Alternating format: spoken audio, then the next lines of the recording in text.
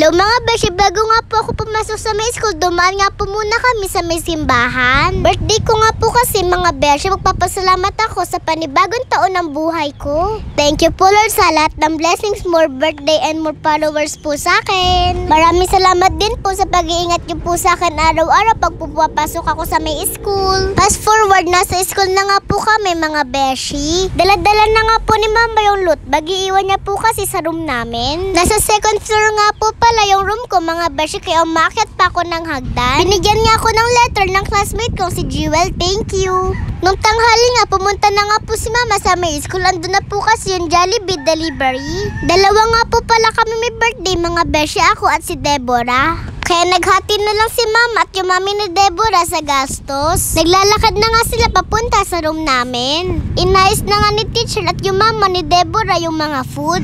Ito nga hinanda namin ni Deborah para sa mga klase namin. Bago nga mag-start the picture taking nga muna kami. Okay, so sabay sila ng birthday. Bago tayo kumain ng treat nila, we will sing muna a birthday song ha. Okay, ito na.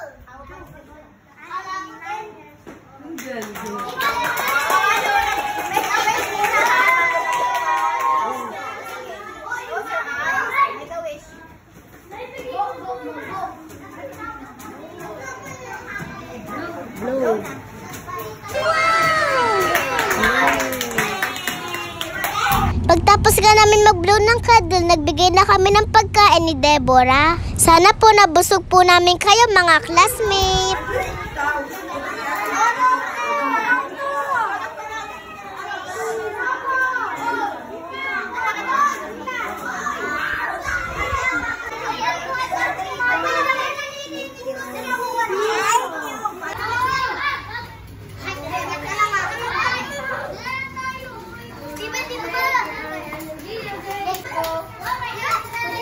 Pagkatapos naman namin magbigay ng lunch, nagpamigay na din ako ng loot bag. Maraming salamat po sa lahat ng bumati sa akin mga beshi. Especially sa lahat na nag-send ng video greetings.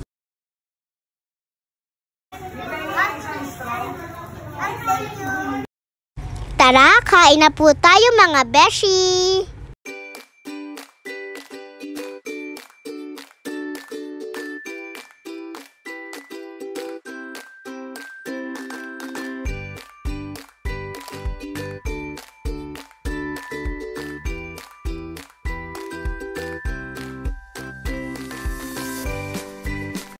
Nilagay ko na nga po sa plastic yung mga nagbigay sa akin ng regalo para po may sabay na po ni mama pag po umuwi na po siya.